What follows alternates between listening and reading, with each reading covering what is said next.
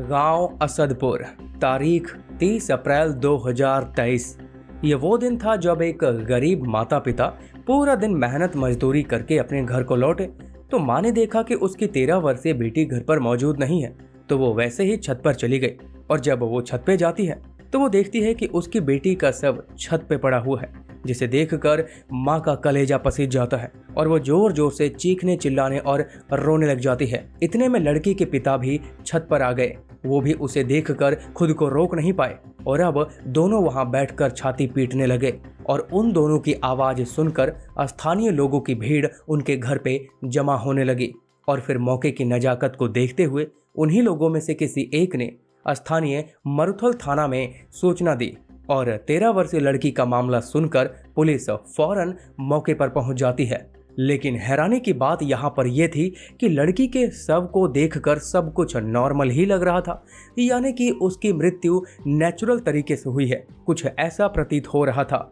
और शायद इसीलिए जब उस लड़की के शव को पुलिस पोस्टमार्टम के लिए ले जाने की तैयारी कर रही होती है कि तभी लड़की की मां ने ऐसा करने से मना कर दिया और कहा कि जो होना था सो हो गया, अब ना तो हमें इसको लेकर कोई रिपोर्ट लिखवानी है और ना ही हमें अपनी बेटी के शव का कोई पोस्टमार्टम करवाना है। लेकिन इसके बावजूद भी पुलिस ने उसके शव को पोस्टमार्टम के लिए भिजवा देती है और जो फिर रिपोर्ट निकल कर आती है और जो कहानी जो सच सामने आता है वो सच में बहुत ही अजीब और हैरान कर देने वाला था। लेकिन ऐसा क्या हुआ था उस 13 वर्षीय लड़की के साथ और क्यों खुद उस लड़की के माता पिता ही इसके पीछे की सच्चाई को छुपाना चाहते थे और क्या थी इसके पीछे की पूरी कहानी, जानेंगे हम आज ये सब कुछ विस्तार से, क्योंकि हम यहाँ पर दिखाते हैं देश दुनिया की डार्क रियलिटी।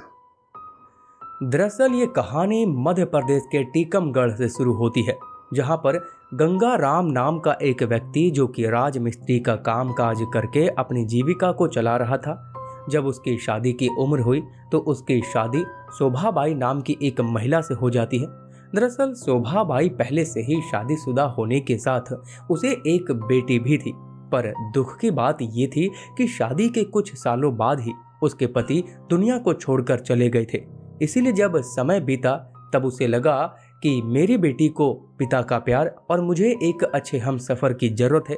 तब उस महिला की शादी यानी कि शोभाबाई की शादी गंगा राम नाम के व्यक्ति से हो जाती है और अब वो अपनी बेटी के साथ मध्य प्रदेश के टीकमगढ़ में अपने नए पति के साथ रहने लगी और ऐसे ही समय बीतने लगता है। अब शोभाबाई को तो पहले पति से नीतू नाम की लड़की तो थी ही, पर जब शादी हुई तो दूसरी शादी के बाद उसे गंगाराम से भी 2 बच्चे और होते हैं। और जैसे जैसे परिवार बड़ा होता जा रहा था तो गंगाराम की जिम्मेदारियां भी बढ़ती जा रही थी, पर टीकमगढ़ में उनकी उतनी कमाई नहीं हो पा रही थी जितनी उसके पूरे परिवार की जरूरत थी, जिसके चलते वो काफ़ी परेशान रहने लगा। फिर उसने फैसला किया कि वो अब कहीं बाहर जाकर के कामकाज करेगा और जब ये बात उसने अपनी पत्नी शोभा को बताई तो उसने कहा कि ठीक है, लेकिन आप अब जहाँ भी जाओगे मैं आपके साथ ही चलूँगी, अब चाहे वहाँ जाकर मुझे भी मजदूरी क्यों ना करनी पड़े, क्योंकि अगर हम ज़्यादा पैसा कमाएंगे तो हम अपने बच्चों को अच्छी शिक्षा भी दे पाएंगे। अब ये सारी बातें सुनने के बाद गंगाराम को बहुत अच्छा लगा, इसीलिए वो अपनी बीवी बच्चों को अपने साथ ले जाने को तैयार हो जाता है। साल 2020।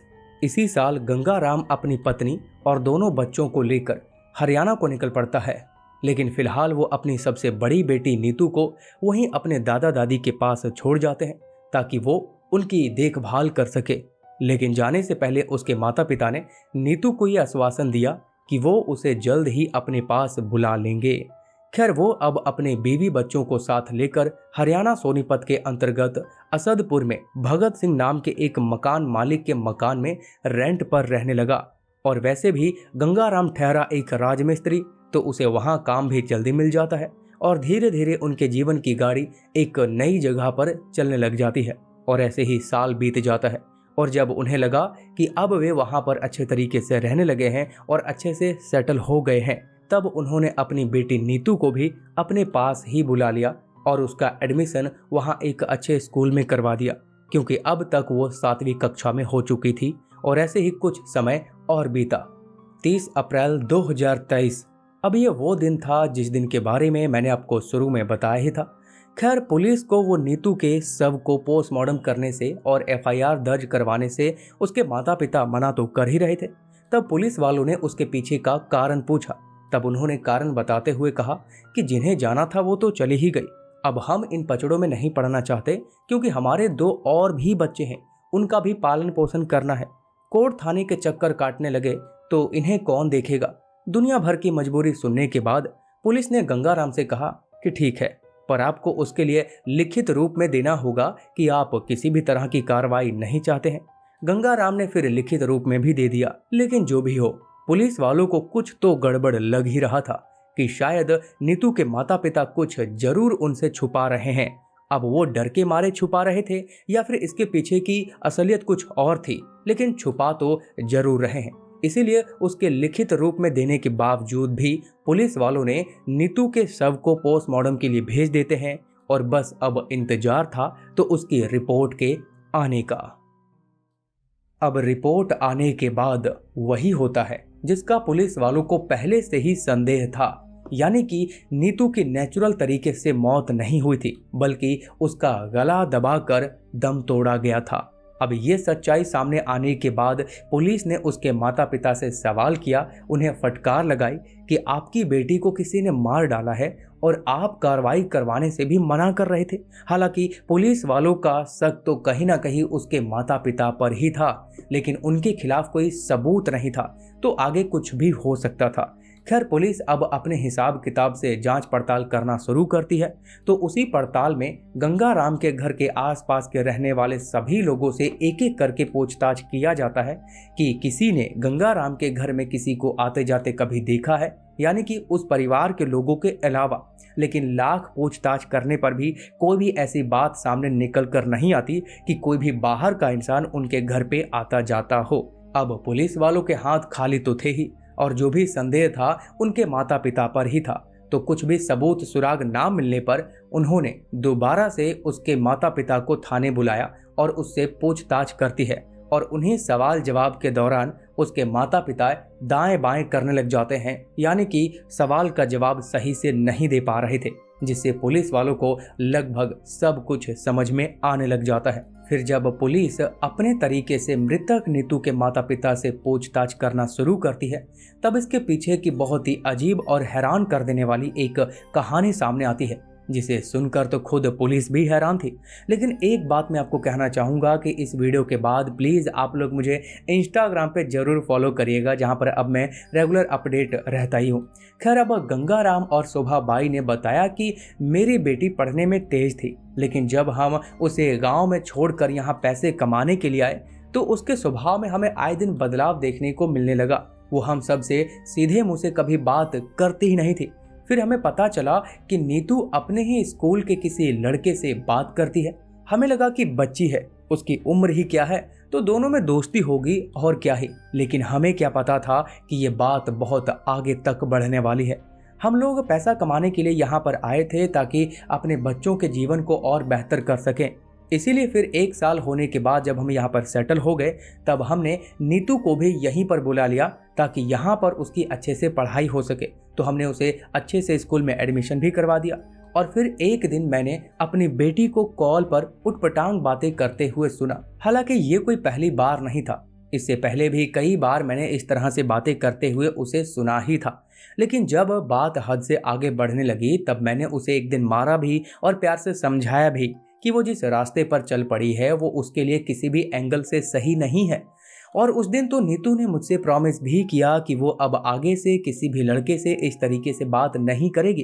किसी भी लड़के से, मेरा कहने का मतलब ये है कि नीतू किसी एक लड़के से नहीं बल्कि अलग अलग लड़कों से बात करती थी। यानी कि उसने एक साथ बहुत सारे बॉयफ्रेंड बना रखे थे, जिससे वो तब बातें किया करती थी जब उसके माता पिता मजदूरी करने के लिए सुबह घर से निकल जाया करते थे।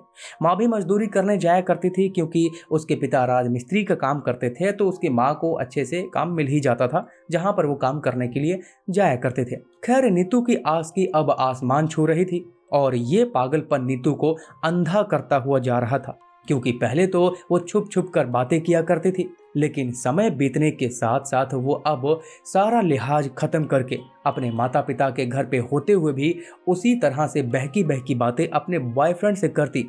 और ये देखकर शायद ही कोई माता पिता बर्दाश्त कर सकते हैं। इसीलिए इस बार गंगा राम ने भी उसे डांट लगाया, फटकारा और उसका फोन तक छीन लिया।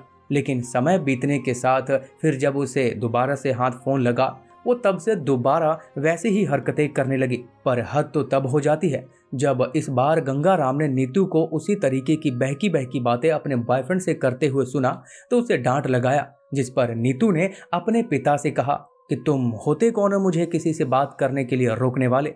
मेरा जीवन है, मेरी मर्जी है, मैं जो चाहे वो करूंगी। अगर ज्यादा मुझ पर दबाव बनाने की कोशिश करोगे तो मैं किसी भी लड़की के साथ भाग जाऊंगी।